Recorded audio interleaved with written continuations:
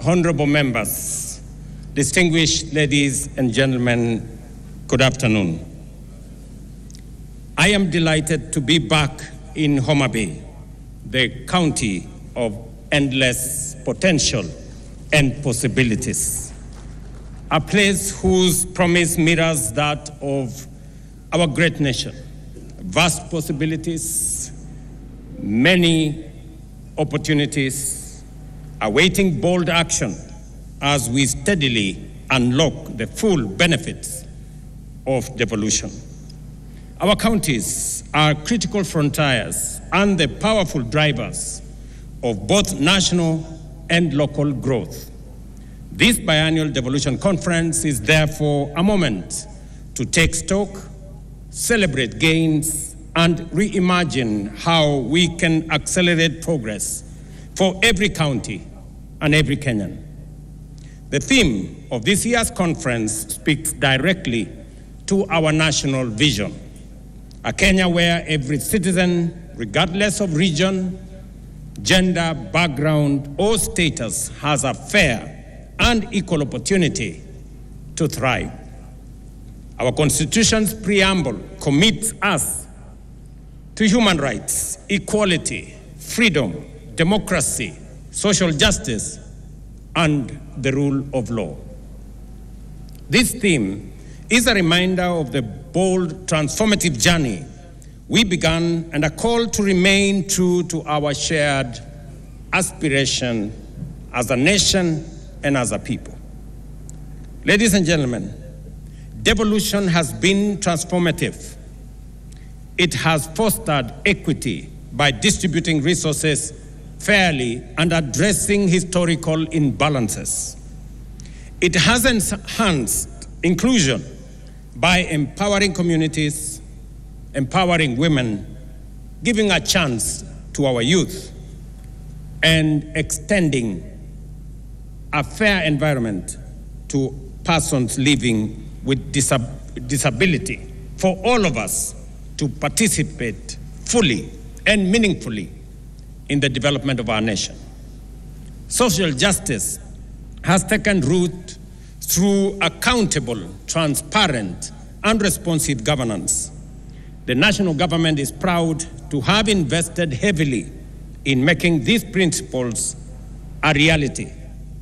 And for myself, I have had the privilege to chair the first intergovernmental budget committee, commonly known as IBEC, from the beginning.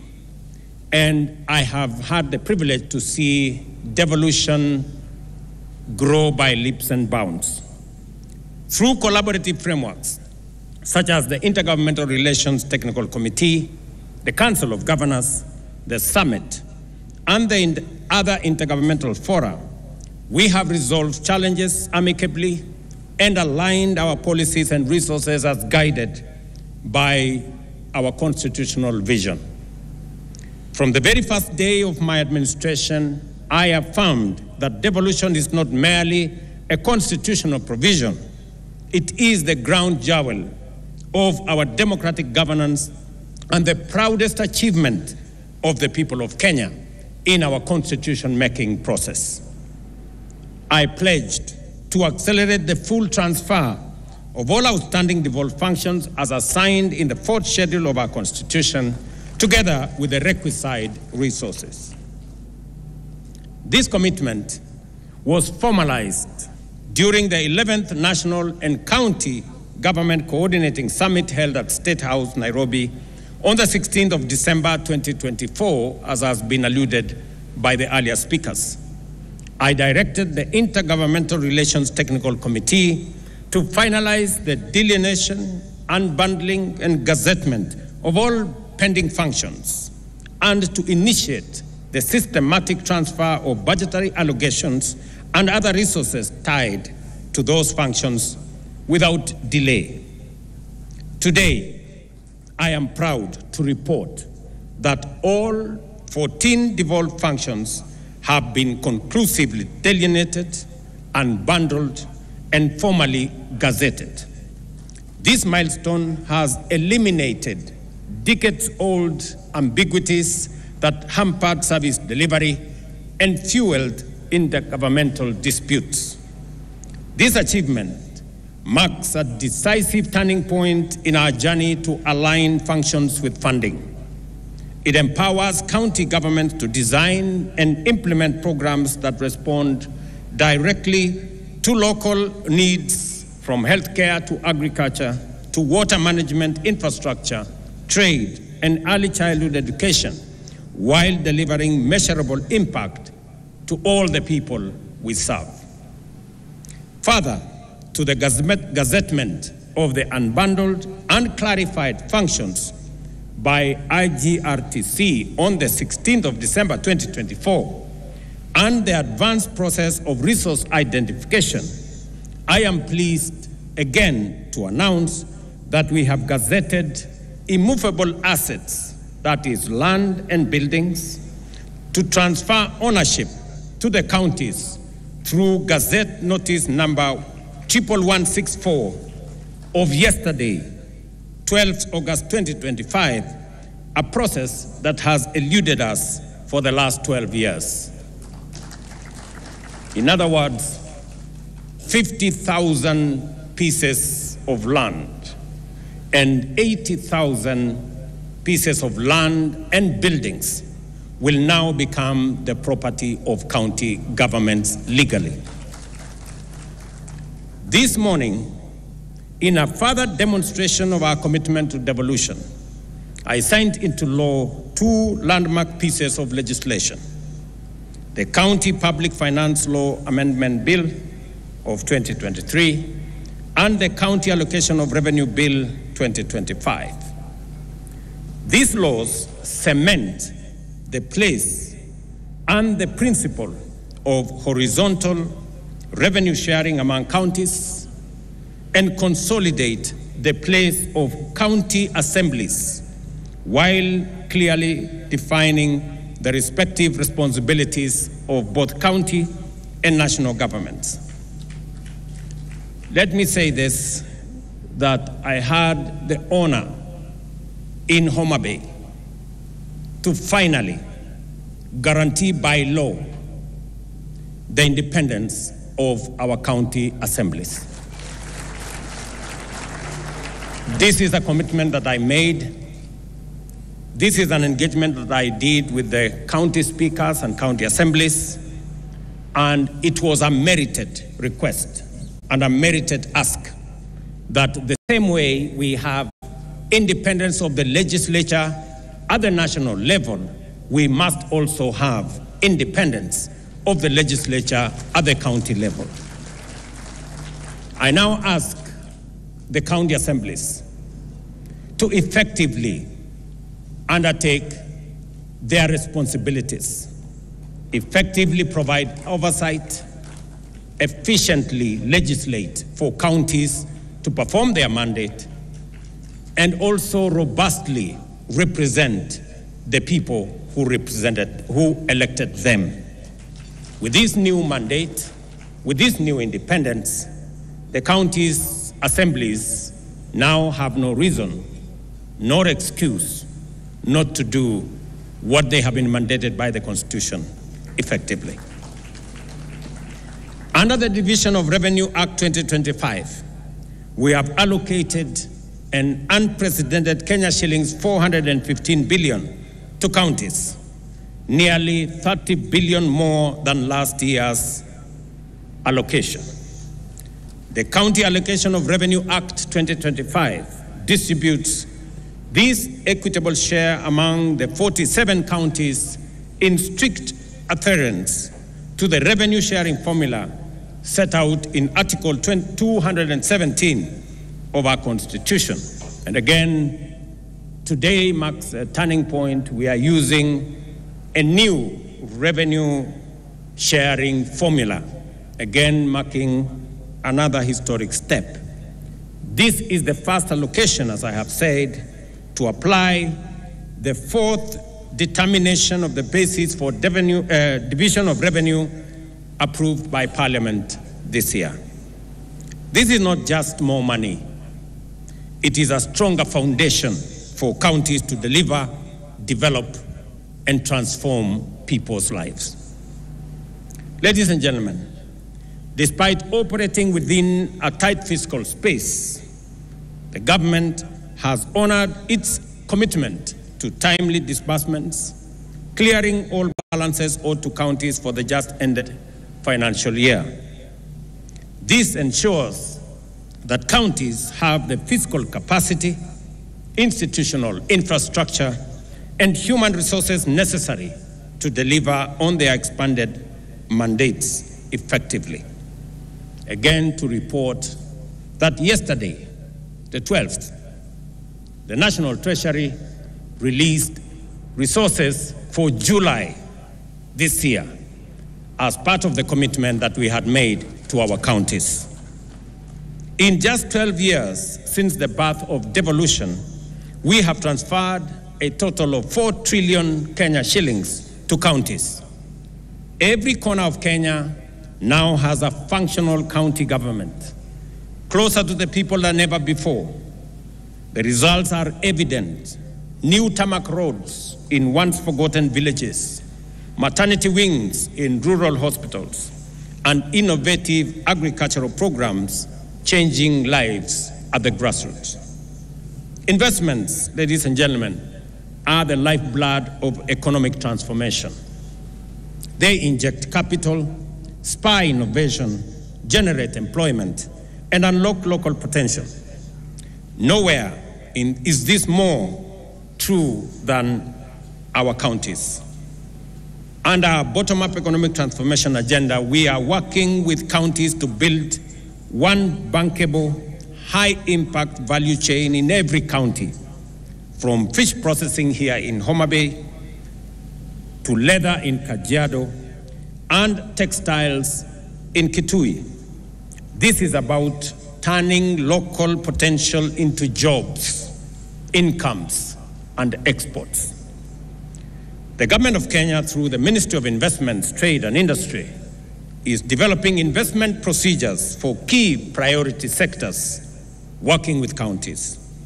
This will serve as strategic tools to highlight opportunities, showcase value propositions, and support investor engagement locally in our counties and internationally as well. We have already completed the initial 4 sector packages: leather, business processing, outsourcing, e-mobility, and textile and apparels. By supporting end-to-end value chain ecosystems, we will increase local incomes, enhance food security, create jobs for our young people, and position counties as net exporters.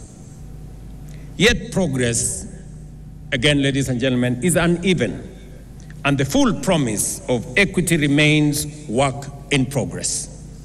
This conference must be a turning point, not only for celebration, but for honest reflection and decisive action.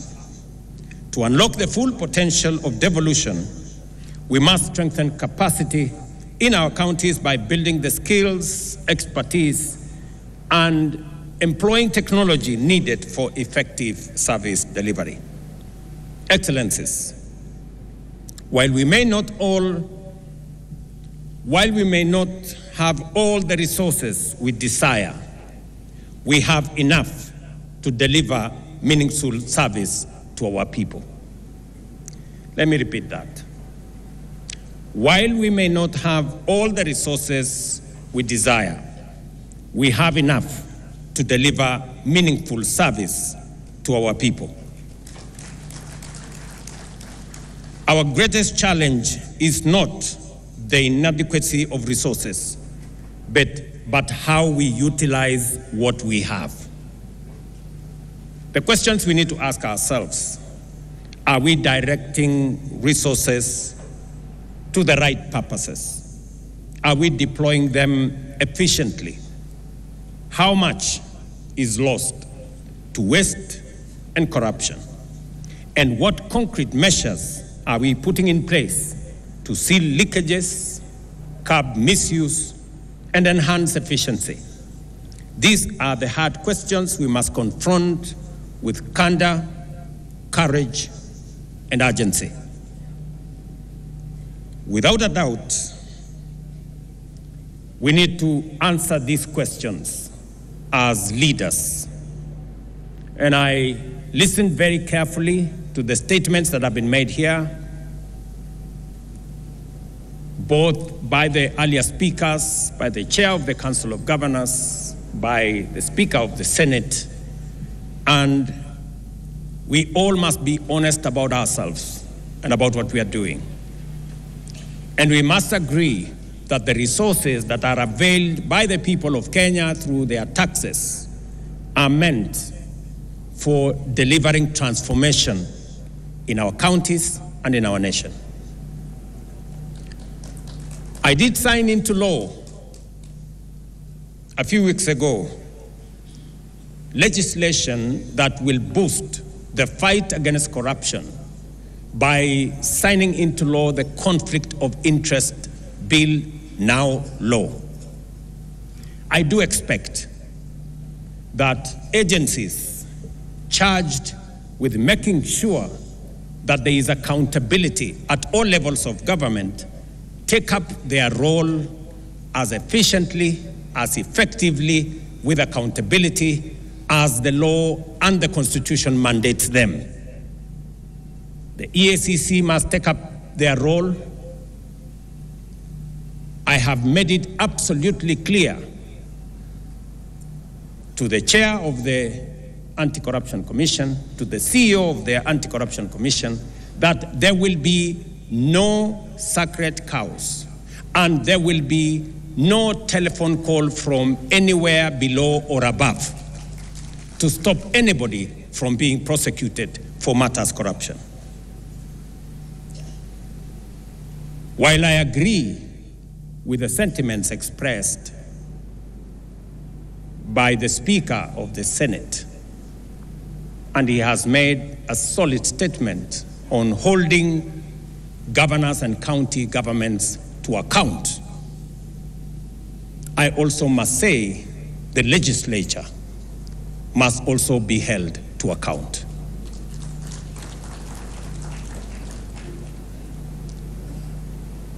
Because there is something going on in our legislature that we must call out. There is money being demanded from the executive, from governors, from ministers, from people in the executive, especially those who go for accountability before our houses of parliament.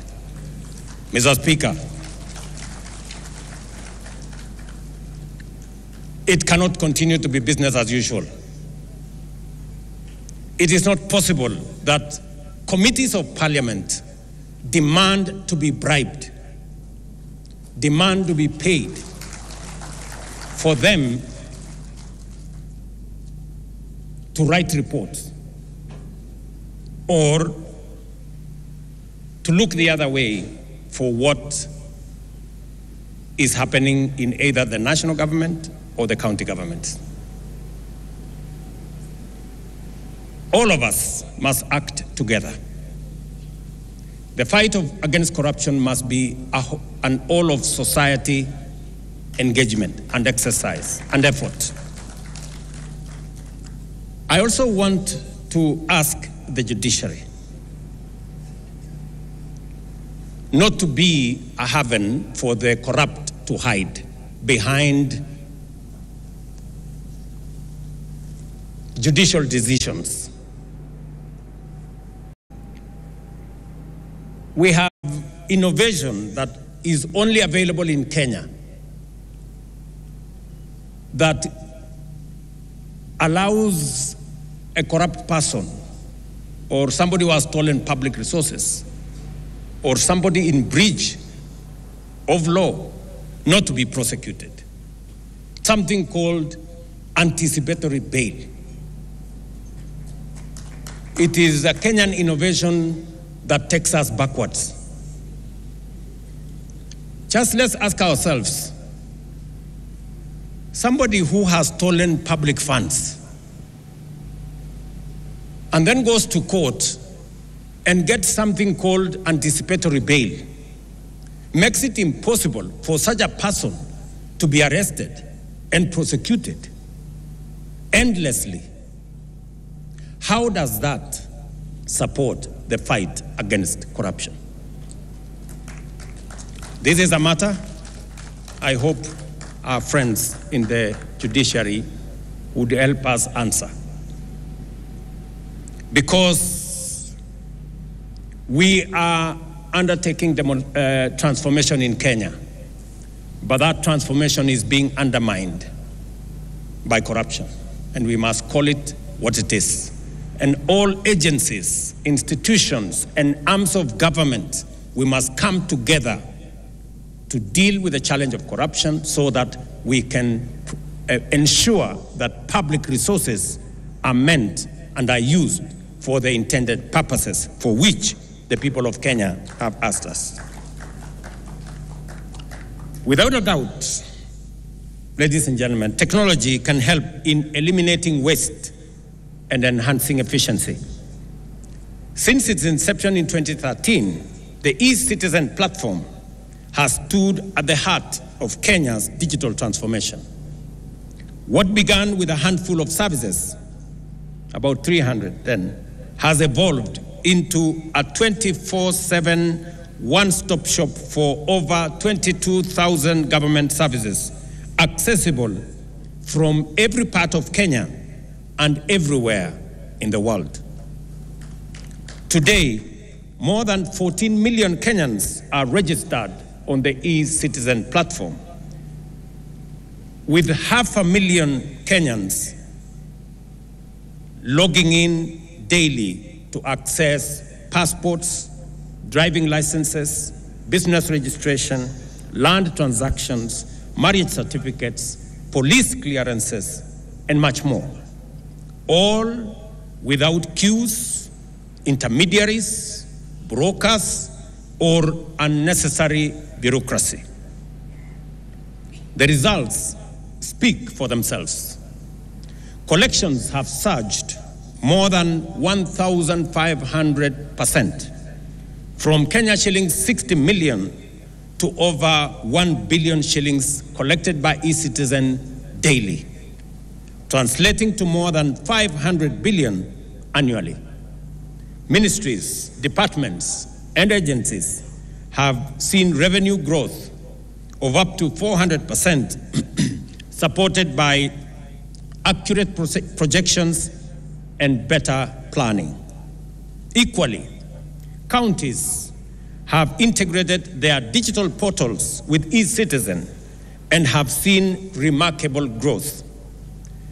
Mombasa County, for example, revenues have rose from 1.6 billion to Kenya shillings 2.5 billion, a 61% growth. Kiambu County has seen revenue grow from 2 billion to 3.04 billion, a 52% growth. And Kajiado from 1.4 billion to 2 billion, a growth of 48%. Other counties, such as Bomet, Tharaka Nithi, Meru, Embu, have posted similar improvements.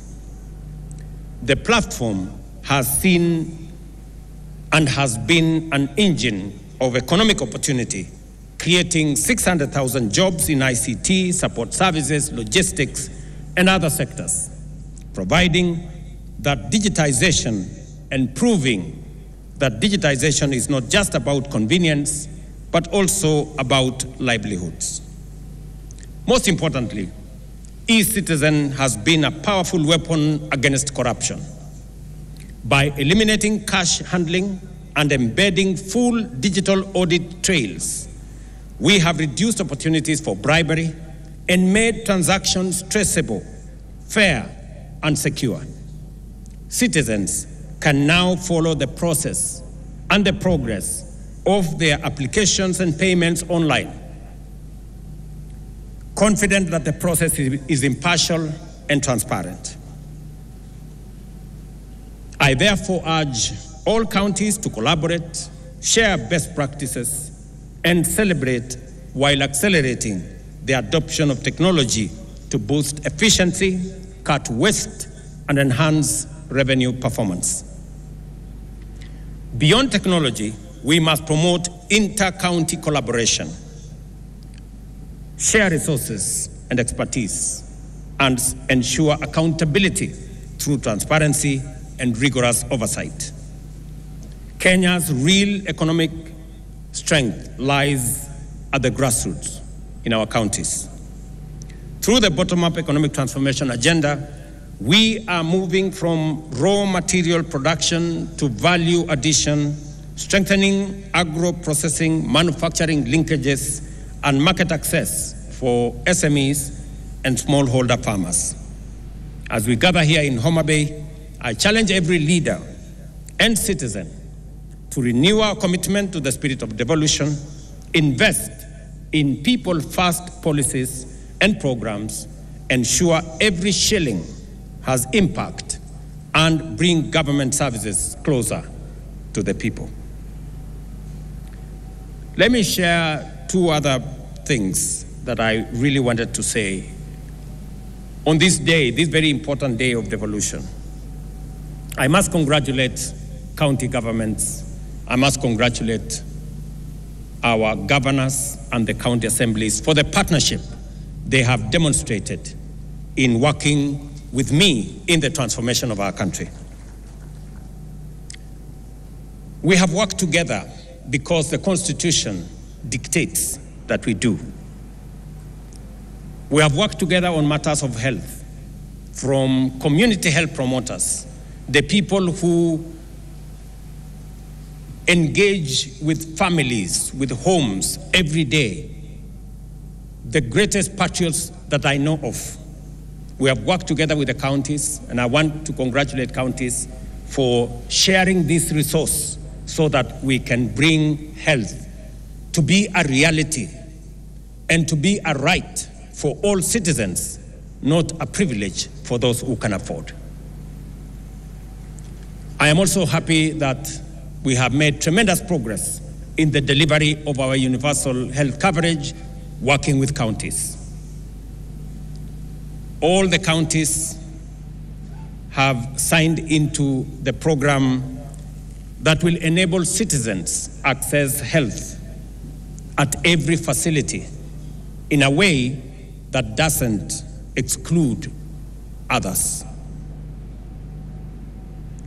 And as a result, we all know that more Kenyans are now in the bracket of SHA. 25.2 million Kenyans are already registered, many accessing service. I want to say in this devolution conference and ask my friends, the county governors, to help all of us and ensure that no facility charges citizens for a service already paid for by the government of Kenya. Let me state here that we have made provisions in the budget of 21 billion Kenya shillings to make sure that treatment, medicine at level 2, at our dispensaries, at our health centers, at our sub-county hospitals, all the way to level 4, outpatient facilities, outpatient treatment is paid for fully by the government of Kenya.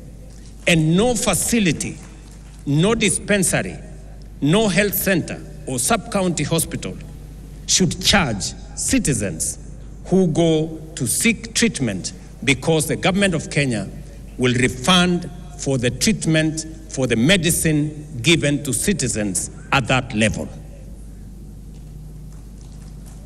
I am saying this because there are counties that are still charging citizens in health centers and dispensaries and level 4 for treatment when that treatment is already paid for by the government of Kenya. We should stop it.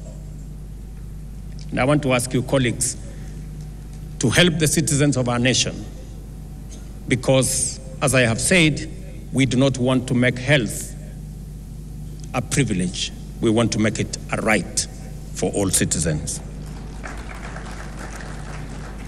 Let me also say that today is a great day because our friends, the members of county assemblies, can breathe some fresh air, that they do not have to work under the direction of the county executives.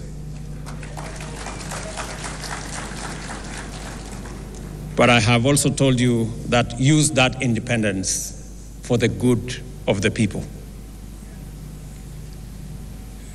I know there is yet another outstanding commitment that we agreed upon.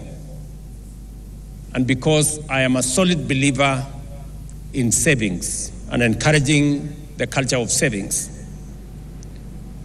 the county assembly's pensions bill has already been passed by the Senate. It has gone through the first reading in the National Assembly. And I am confident that in the next couple of months, I will be signing into law the County Assembly's pensions bill into law so that county assemblies like the National Assembly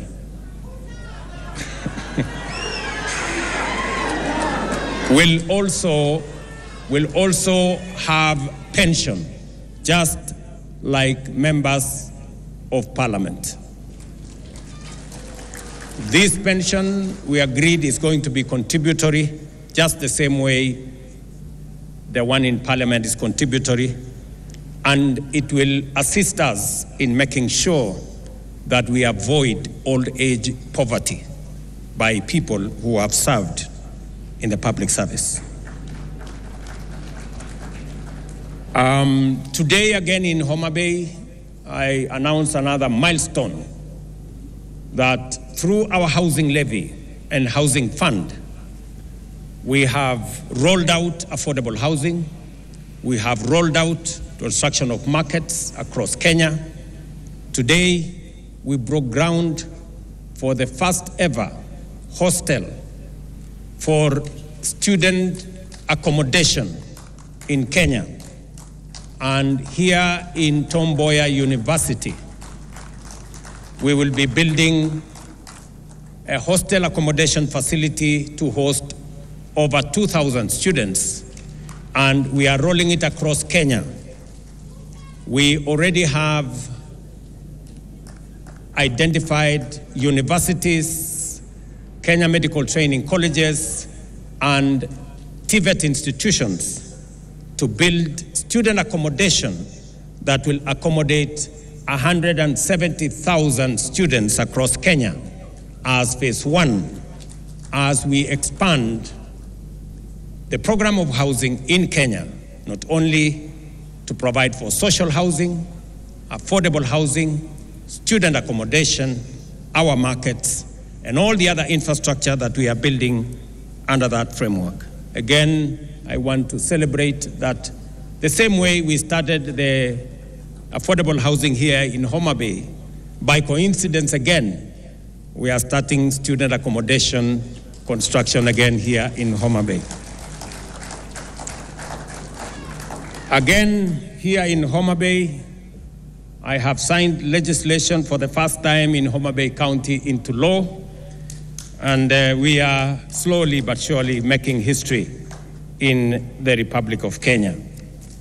Ladies and gentlemen, allow me to conclude by congratulating Madam Gladys Wanga, Governor of Homa Bay County, for her exemplary leadership and hosting this conference. I also want to commend her for taking decisive action against the people who are running Rachuonyo facility, who we identified as one of the ones that were stealing our money. Thank you very much, Governor, for taking action swiftly. And I want to promise you that as you dismiss those people, we will look for them so that we can prosecute them, so that they can, we can hold them to account. And we are going to do it for all the other facilities that will try to steal from our resources meant for health. And finally, to this great school of Homa Bay, who have given us their grounds so that we can host this facility, I want to say thank you very much to this school. And as a small token of appreciation, the government of Kenya is going to provide 10 million shillings for the construction of the library, as I was informed by the governor. Thank you very much, Mwalimu, for allowing us to use these great grounds for this momentous event. For the people, for prosperity is not just a slogan. It is a call to action, to fairness, opportunity, and progress in every part of Kenya. Let history record that this generation, these leaders, made devolution work, not just in law, but in the daily lives of the people of Kenya. I wish you fruitful deliberations and concrete outcomes at this 2025 Devolution Conference here in Homa Bay. Asanteni sana, and God bless you.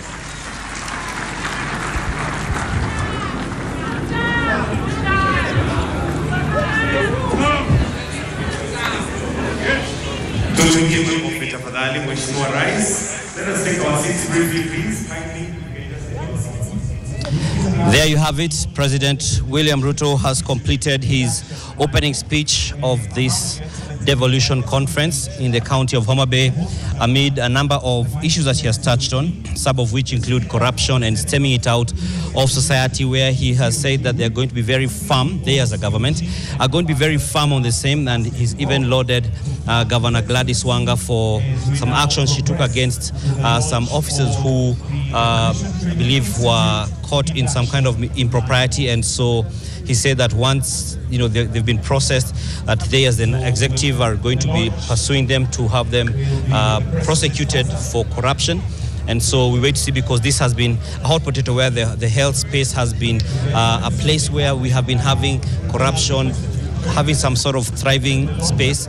We've also seen the senator of Homa Bay, that is Kajwang, who spoke about the healthcare system. But first, let's listen in for a bit.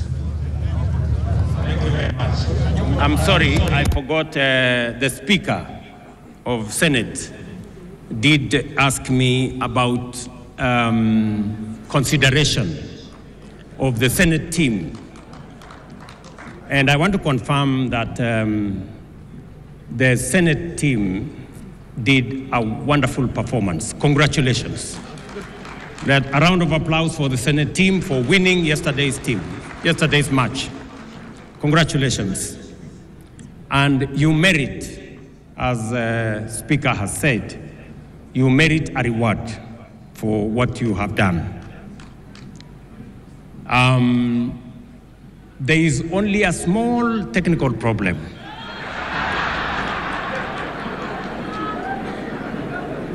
Rewards at the level of what we have done for Harambee Stars is only given when the opposite team is not Kenyan. So, unfortunately for the Senate, the team on the other side also came from Kenya. So I really apologize that I may not be able to assist in this particular circumstance. But the next time you play against a foreign team and you perform well as you have done, then there will be due consideration. Thank you very much.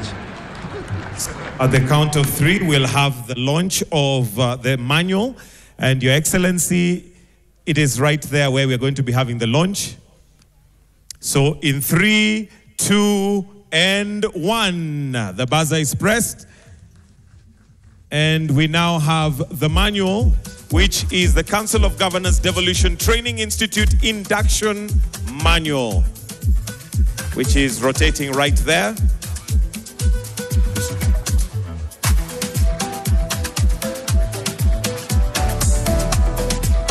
And then we'll have a presentation of the manual by His Excellency to those who have flanked him, so that you will see exactly what the manual entails. A round of applause for the COG for coming up with that manual, and each will receive a copy.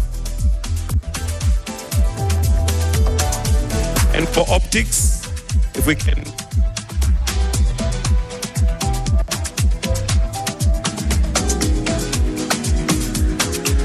then if we can all just hold a copy once it's done for a photo opportunity.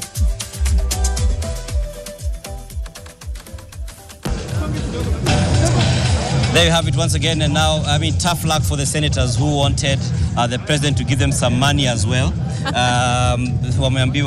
Since they are still playing in Kenya, the other guys are playing against outside Kenya. So wameband. Lakini nimependa sana vile Rais William Ruto amezungumzia swala zima la ufisadi, na akasema kwamba ni swala ambalo ataliangazia kwa kina, kwa sababu ufisadi ni mojawapo ya yale masuala ambayo yameua sana ugatuzi, ukiangalia katika gatuzi tofauti. Lakini kwa sasa najua tuko na mengi, mimi na Dan Mwangi tunataka kuzungumzia kutokana na hotuba ya Rais, lakini ningependa nijumuishe mwakilishi wadi kutoka kaunti ya Kisumu, labda tukuweke katikati. Karibu sana, jitambulishe kwa umma. Na utuambie katika ukisikia hotuba ya Rais na ukiangazia ugatuzi Kisumu, unaona kama tunasonga mbele ama tumekwama? Thank you very much, NTV. I think the President has spoken very well. We are making good strides with matters devolution despite the little challenges here and there. I want to congratulate the President for a well-spelled out speech. He has tackled some of the silent issues that are affecting the growth of devolution, particularly the issue of corruption. Corruption is everywhere, and I think laws alone are not enough. If there is no human resource to be able to use the laws to bridge the gaps or to address the issues that are creating corruption, we will still have corruption. I also want to congratulate the President for assenting the law that now you're going to give the county assembly financial autonomy to be able to operate on their own. For a long time, the county assembly has been working as an appendix of the executive, because this is the person you are going to oversight, and you are living at their mercy. They're the one that gives. To those of us who are coming here for severally, we've seen the hospitality, the warmth of the people of Homa Bay, and we are truly, truly grateful. And as Inda, the great musician from this region, has told us, one waonge wasi wasi, one waonge uchochezi, one waonge midomo mingi, one wachwado mano teach. I think that is mana teach, that's where we are. Asanteni sana. So we'll be all upstanding to finish with the anthem.